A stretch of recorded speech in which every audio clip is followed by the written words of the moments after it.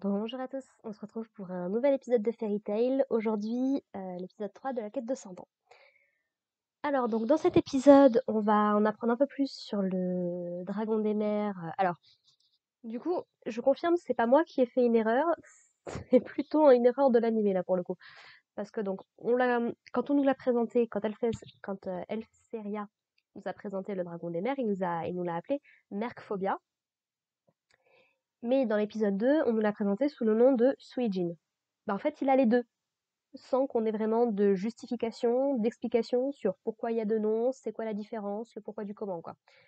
Donc je suis plutôt contente, c'est pas ma faute pour une fois. Donc voilà, on va en apprendre un petit peu plus sur lui, donc de comprendre que c'est un dragon plutôt pacifique. Dans l'idée, il a rien fondamentalement contre les humains. Et en gros, bah, l'équipe de Natsu, elle est plutôt en mode, bon, bah, si c'est comme ça, on va éviter de te tuer alors. Il n'y a pas vraiment de raison. Sauf que voilà, on va apprendre pas mal de trucs, notamment qu'il y a quelques années en arrière, c'était quand même un dragon assez destructeur. Il explique que c'était dans sa nature, qu'à l'époque, bon bah les forts tuaient les faibles, c'était un peu dans l'ordre des choses. C'est un peu comme ça malheureusement que fonctionne la nature. Et du coup, il nous explique qu'il a changé depuis que il a sauvé une petite fille de la colère des océans, donc qui s'appelle Camilla, et qui est désormais à son service. Bon, elle a ce côté un petit peu comment dire, Suijin a l'air d'être un personnage hmm, assez gentil, assez pacifique, un petit peu effacé. Et elle, du coup, a ce côté un peu plus caractère fort, qui reprend son maître, qui n'a pas peur de faire des remarques et tout. Donc ça m'a l'air d'être un personnage plutôt sympathique, qui n'apprécie absolument pas du coup que Suijin ait invité l'équipe de Natsu dans son palais, puisqu'il s'est bien rendu compte bah, ils avaient l'air d'être assez différents de tous ceux qui étaient venus jusqu'ici pour le tuer. Et voilà, là maintenant, allez-y, débarrassez-nous-en le plus vite possible, ça vaut pas le coup. Donc voilà, il nous explique que c'est en la sauvant, ce qui n'était pas le but à la base. À la base, c'était juste une proie parmi tant d'autres dans la mer. On n'a pas de détails exacts sur comment il l'a sauvée ni pourquoi, mais en gros, il y a un lien particulier qui s'est créé entre eux. Et du coup, depuis, bon, bah, il s'est calmé, il est devenu beaucoup plus sympathique. On n'a pas l'âge de Camilla non plus, même si elle était une petite fille, il y a peut-être 10, 15, 20 ans, parce qu'elle n'a pas l'air d'être super vieille non plus. Donc voilà. Et en fait, ce qu'il nous explique, c'est que bah, avant, lui mourir ne le dérange pas parce qu'en fait, il n'a plus le contrôle sur son pouvoir actuellement. Donc typiquement, ce qui arrive à Elmina, en fait, le fait de la montée des eaux, c'est à cause de son pouvoir, mais il ne peut pas le contrôler. À la base, les habitants d'Elmina, c'était des humains qu'il a transformés en poissons pour qu'ils puissent s'adapter à ce nouvel environnement. Donc c'est intéressant. Lui, le directeur de l'hôtel nous avait dit qu'il était plus poisson, mais en fait, c'est un peu l'inverse à la base. Donc ça reste intéressant. Ce qui explique peut-être pourquoi est-ce il semble être en couple avec un requin. C'est pas impossible. Et en gros, donc, que mourir le dérange pas, parce que sinon il est un danger, malheureusement, pour le monde, mais qu'avant ça, il veut pouvoir récupérer son pouvoir. Sinon, si on fait mauvais usage de ce pouvoir, ça peut devenir vraiment catastrophique. Et il nous explique que la personne qui lui a pris ce pouvoir, semblerait-il, serait le mage blanc. Et voilà, donc il serait plus ou moins du même niveau que Zeref. Ça vous pose la menace du truc. Enfin, disons que là on a le combo Zeref Acnologa avec un autre mage, un mage blanc cette fois, et 5 dragons de la puissance d'Acnologa. Ça te pose un peu la menace. Donc voilà où on en était resté. L'équipe a affronté un petit peu Kyria, du coup, la Dragon Eater qu'on avait rencontrée. Sauf que ils se sont fait téléporter par un autre membre de leur guilde, la guilde de Diabolos, euh, qui s'appelle Scullion, je crois. Scullion. Qui en gros, lui, a les pouvoirs d'un dragon de cendre. Donc il est globalement capable de tout transformer en cendre, les humains, les objets, l'eau, ce genre de choses. Donc ils se font téléporter, donc ils n'ont pas le temps de combattre beaucoup plus, mais ils vont revenir du coup après avoir entendu l'histoire de Suijin, puisqu'en gros, donc Scullion a priori a été capable de sentir que la force qui était censée avoir Suijin n'est plus la même qu'avant, et en fait il se dit non mais ça sert à rien de le bouffer, il n'y a plus rien, voilà. Mais du coup il vient quand même dans son palais pour faire un petit peu le point, Et il se dit: «OK, donc dans ce cas-là, faut qu'on aille bouffer le mage blanc en question. OK, très bien, ça marche». Sauf que voilà, Sujin, il est pas trop pour, il dit: «Non mais c'est mauvaise i franchement mauvaise idée». Et du coup, il y a un combat qui s'enclenche, donc Natsu va affronter, Mad Mal du coup, celui qui a l'armure, de fou, avec, ses pouvoirs de feu qui malheureusement ne font rien à ce personnage-là. Et en fait, Mad Mal va utiliser une technique, terriblement fatidique quand on est un Dragon Slayer, il va le balancer sur un bateau. Et comme on le sait, les bateaux, les véhicules de manière générale, les moyens de transport, c'est fatal pour les Dragon Slayer. Je rappelle que c'est comme ça qu'ils ont battu Aknologa à la base, hein. En tout cas, de ce que je me souviens du manga, ça joue un rôle non négligeable dans la victoire finale. Pourquoi pas? C'est ridicule, mais admettons.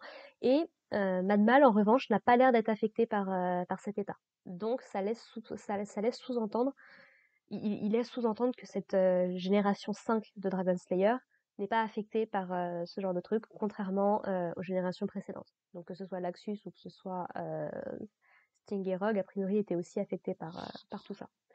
Je sais plus comment ça avait marché dans le bateau volant de Hades, à l'époque où on était allé sur Tenrojima et tout. Je sais plus. Mais donc voilà, donc Natsu se fait assez facilement rétamer. Du côté de Grey, du coup, bah, comme les attaques physiques ne font rien au dragon de sang, bah, il décide d'utiliser sa glace, ça reste encore le plus efficace. Sauf que bah voilà, le gars est quand même suffisamment puissant, il arrive assez facilement à contrer les attaques de Grey. Grey d'ailleurs qui nous gratifie de sa magnifique magie de démon. Il me semble qu'il était plus ou moins passé Demon Slayer sur la fin de Tartaros, après avoir affronté son père. Il me semble qu'il y avait un délire comme ça. En tout cas voilà, son côté sombre, ça faisait plaisir de le revoir. Franchement, c'est toujours très. Il a même réussi à glacer une bonne partie de la mer, quoi. D'ailleurs, il est juste à côté du bateau sur lequel se trouve Natsu, mais il a vraiment réussi à tout glacer, pas mal. Alors, je sais pas si c'est que ça n'évoque ça que maintenant, mais ça me fait beaucoup penser à Yoga de Senseiya, si vous connaissez un petit peu. Si vous connaissez pas, je vous conseille de regarder Senseiya en manga ou en anime, c'est plutôt pas mal. C'est vraiment cool. Ce qui dit qu'en gros que tout peut être gelé, et effectivement le zéro absolu existe pour une raison. Mais voilà, visiblement ça suffit pas, et en gros Scullion qu'elle semble avoir réussi à effacer Grey. Bon, on n'a pas de détails exacts sur ce qui s'est passé, mais voilà, ils sont plutôt pas mal. Et Erza se retrouve dans une situation difficile. Elle arrive aussi pas mal à utiliser ses pouvoirs contre Kiria. Mais le problème, c'est qu'à un moment, Kiria va décider et va réussir en fait à couper ce qu'elle appelle la force de Erza. C'est en gros, c'est toute sa confiance en elle, tout ce qui fait qu'Erza est une personne qui n'a pas de problème de confiance en elle depuis le début. En fait, on le sait bien dans la série Fairy Tail que surtout au début, c'était plus une façade. C'est pour ça notamment qu'elle portait tout le temps une armure. C'était pour se protéger physiquement de toutes les blessures qu'elle a reçues psychologiquement suite à son passif avec le Tour du Paradis. Et puis petit à petit, elle a retrouvé confiance en elle avec le temps. Et en gros, voilà, donc on a une Erza qui se trouve complètement embarrassée d'être en maillot de bain, qui a peur de se faire tuer et tout, donc elle se prosterne un petit peu devant Kiria, qui lui dit de l'appeler maîtresse et tout ça. Et les autres comprennent bien qu'il y a quelque chose de bizarre. Et notamment quand Kiria, du coup, manque de respect à Erza, c'est Wendy qui attaque directement. Wendy qui s'est mis en Dragon Force. Pour le coup, j'ai bien apprécié parce que on rappelle que. Alors, je sais plus si Natsu il l'avait débloqué sa Dragon Force. Je sais plus du tout pour le coup. Je sais que Sting et Rogue l'avaient. Je suppose du coup que Laxus aussi l'avait de mémoire par rapport à son arc à lui. Et il me semble que Gajil l'avait débloqué aussi dans son combat contre Rogue, et en tout cas Wendy l'avait débloqué à Tartaros. Donc, quand elle a ses cheveux roses et tout. Donc voilà, Wendy en mode Dragon Force. Carla, du coup, qui se lance dans la bataille aussi dans sa forme semi-humaine. Plutôt sympathique de la revoir également, j'aime bien. On l'avait déjà vu peut-être un petit peu avant, je sais plus, mais voilà, toujours sympathique à voir. Et Lucie qui essaye d'attaquer, mais sans faire grand-chose, pour le coup. Je me suis dit, parce qu'à un moment on voit de la lumière et tout, je me suis dit: «Ah peut-être qu'elle va utiliser Uranometria, quelque chose et tout». Ça reste une des techniques parmi les techniques de Lucie, ça restait, Uranometria, c'est quand tu voyais ça, tu étais là: «Ouh, ouh, ouh, ouh, ça va être sympathique». Mais bon, pour l'instant, elle l'utilise pas et en fait, Kyria se déchaîne avec ses lames et a priori, elle a plus ou moins, assommé tout le monde, quoi. Donc voilà. Actuellement, l'équipe de Natsu, bon bah c'est un chaos général, quoi. Donc les Dragon Eaters, franchement, faut faire gaffe, ils sont pas à prendre à la légère, quoi. Mais bon, s'ils ont mangé plusieurs dragons, ça explique. Ça aussi, je me demande si c'est pas un petit peu un plot hole, parce que, a priori, des dragons, ça fait 400 ans qu'il y en a plus vraiment qui circulent sur Terre, quoi. C'était tout le plan justement des dragons, de passer la porte du temps pour se retrouver 400 ans dans le futur, parce qu'il y avait plus d'énergie magique de ce côté-là, ce qui a rendu du coup Zeref complètement taré. Il y avait bien Acnologia, mais pareil, Acnologia et Elaine, du coup, c'était des humains à la base qui se sont transformés en dragons, donc c'est encore différent. Et ils étaient que deux, quoi. Donc c'est vrai que je me demande du coup alors après, peut-être que c'était sur les autres continents. Peut-être que sur les autres continents, il restait encore des dragons. C'est pas impossible, on connaissait que le continent sur lequel se trouve Magnolia et Fairy Tail, donc à la rigueur, admettons, c'est peut-être un plot hole, c'en est peut-être pas un. Voilà, chacun sera juge. Mais voilà, c'est à peu près du coup tout ce qui se passe du côté de Natsu de ce côté-là. Et on va revenir un petit peu du côté justement de Fairy Tail, puisque donc Gajeel et Julia continuent du coup à, à filer du coup Toka, donc qui se rend dans la maison de Natsu et qui est en fangirl total. Elle se rend dans le bâtiment dans lequel Lucie se trouve, et en fait on découvre qu'elle habite juste en face. Est-ce que c'est volontaire ou pas? La question se pose, soyons très honnêtes. Puis j'ai dit Julia qui imagine une situation de jalousie entre Lucie et Toka qui essaient de s'approprier Natsu.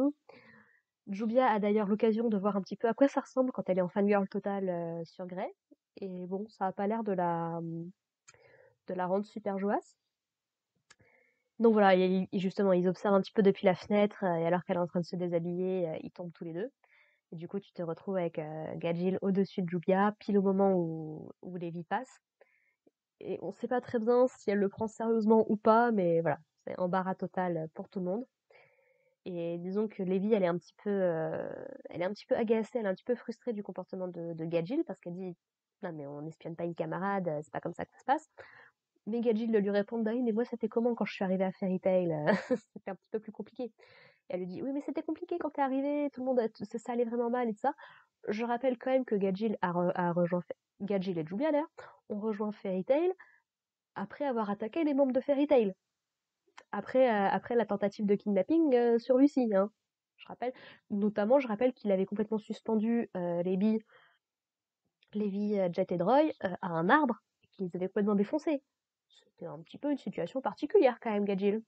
Mais bon, sur le principe, je peux comprendre effectivement.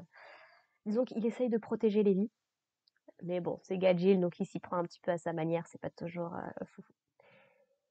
Et on comprend, tout du moins c'est sous-entendu, clairement, que Levi est enceinte de Gajeel.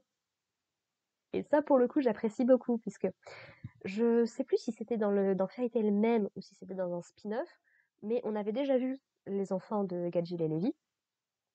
Et à la toute fin de Fairy Tail, quand Gajeel fait sa tentative de sacrifice ratée face à un des membres de l'Empire de Zeref, là, il fait toute une déclaration magnifique à Levi et tout, il est en larmes et tout, et puis Levi, elle veut pas qu'il disparaisse et tout. Mais je crois que c'est le chapitre d'après, ou 2 ou 3 chapitres après, qu'il revient, en fait, tout va bien. Encore une fois, les conséquences des morts dans Fairy Tail, c'est pas toujours ça non plus, encore une fois. J'aime beaucoup Fairy Tail, mais ça fait partie des trucs que je peux critiquer, surtout qu'à l'époque j'étais à fond dedans, sur la toute fin. Mais voilà, ça mis à part donc, semblerait-il que Levi soit enceinte de Gajeel. Voilà, c'est cette petite information bien sympathique, j'apprécie. Et on refait un petit tour également du côté de Jelal, donc qui visiblement cherche Toka. Donc j'aime beaucoup parce qu'il passe vraiment par toutes les guildes, c'est plutôt sympathique. Donc on le voit à Blue Pegasus, et on a revu Ichiya et j'étais là. Ah, c'était trop trop bien. Ichiya, il a ce côté agaçant, mais moi je trouve qu'il est parfait en mode comic relief, quoi. Il a d'ailleurs les trois zigotos là qui continuent à faire la même chose que lui et tout. Ils sont vraiment trop adorables. On voit d'ailleurs Maître Bob, on voit Jenny. Enfin, ça fait toujours plaisir de revoir les personnages. Donc il dit non mais vous avez pas d'informations, bah vous inquiétez pas, je vais pas rester. Mais si vous la voyez, faites attention, vous approchez pas. Et il finit par arriver à Mermaid Hill où c'est Kagura, je crois, si je me trompe pas. Euh, donc en fait qui était je crois que c'était la petite sœur de Simon qui a été à la Tour du Paradis également et qui est mort pour sauver Erza quand elle s'est barrée, je crois. Donc en gros, elle avait une énorme rancœur contre Jelal quand elle a débarqué pendant le tournoi. Mais petit à petit, je crois qu'elle lui a même sauvé la vie à un moment. Enfin bref, ça s'est calmé, tout va bien. Et du coup, j'apprécie que ce soit elle qui va voir, parce que du coup, il a déjà des connexions et tout. Ça fait partie des petits détails que j'aime bien. Franchement, c'est comme de voir Angel à Sabertooth. C'est toujours sympathique. Et en gros, elle lui dit ah oui, je crois que c'est une nouvelle recrue de Fairy Tail. On me l'a présentée il y a pas très longtemps, parce que elle aussi, elle avait un lien avec Arza aussi. Donc ça, c'est pas déconnant qu'elle y va. Puis il y avait sa pote de Mermaid Hill, du coup, qui était une amie d'enfance d'Arza aussi. Donc tout plein de liens qui peuvent se faire, c'est sympa. Et en gros, bah, Jelal, il est complètement choqué en fait de ce qui se passe, parce qu'il se dit encore Fairy Tail, mince. Fairy Tail, faut savoir que c'est un aimant à merde. À chaque fois qu'il va se passer quelque chose, vous êtes sûr que ça va être lié à Fairy Tail, obligé. Je crois que c'est pour ça d'ailleurs que le Conseil magique, ils en pouvaient plus à un moment. Enfin bref, et du coup, bah, Kagura essaie de lui demander, bah, oui, non mais explique-moi, qu'est-ce qui se passe? C'est qui cette personne que tu cherches? Et c'est là que Jelal nous lâche, je pense, la grosse révélation de l'épisode, c'est qu'en fait, Toka est appelée la sorcière centenaire. Enfin, en gros, Toka, c'est le mage blanc qui a piqué les pouvoirs à Suijin. Donc, voilà, gros moment de tension, gros drama sur Fairy Tail, surtout qu'ils sont littéralement sur 2 continents différents, donc ça va être compliqué, quoi. Je sais pas comment est-ce qu'ils vont gérer tout ça, mais ça va être embêtant. Et du coup, à la toute fin de l'épisode, Jelal se pointe devant Toka. Que va-t-il se passer dans le prochain épisode? Oh là là, on ne sait pas, ça va être le drama, tout ça. Donc voilà. Sur ce, bah, j'ai pas grand-chose à dire sur cet épisode. On a un vrai premier gros combat. On avait eu contre Kyria, mais c'était un petit peu, voilà. Là, on a vraiment des vrais combats, du 1v1 et tout. Franchement, l'animation, elle est cool, hein. Il y a des moments où ils sortent de l'eau, ils se retrouvent à la surface et tout. Franchement, c'est génial. Voilà, toujours contente de retrouver Fairy Tail. Ça me fait beaucoup de bien. Les personnages sont toujours adorables, attachants, tout ce que vous voulez. Franchement, l'animation est vraiment très très bonne. Ça me fait beaucoup penser en fait à la différence entre Nanatsu no Taizai et les 4 cavaliers de l'Apocalypse. C'est les 4 cavaliers de l'Apocalypse. Pareil, l'animation, contrairement à la fin de Nanatsu, tu sens qu'il y a de la qualité, quoi. Voilà, les seiyuu sont toujours bien, les musiques sont toujours sympathiques. Voilà. Rien de particulier en plus à noter. J'ai l'impression que le rythme est un petit peu rapide, mais comme je sais pas combien il va y avoir d'épisodes dans cette saison, ni qu'est-ce qu'ils vont adapter, jusqu'où ils vont s'arrêter en fait. Voilà, j'arrive pas à savoir. Moi, mon ressenti, c'est que c'est rapide, mais j'avais suivi ça en manga et de mémoire, c'était un mensuel, la quête de 100 ans. Enfin, c'est probablement toujours un mensuel d'ailleurs. Donc voilà, le rythme me paraît un petit peu rapide, mais en même temps, on perd pas forcément de temps, donc c'est pas forcément un mal non plus. Voilà, chacun sera juge pour le coup à ce niveau-là. Sur ce, bah écoutez, merci de m'avoir écouté, puis bah, on se retrouve du coup la semaine prochaine pour l'épisode 4. Allez, portez-vous bien. Bye.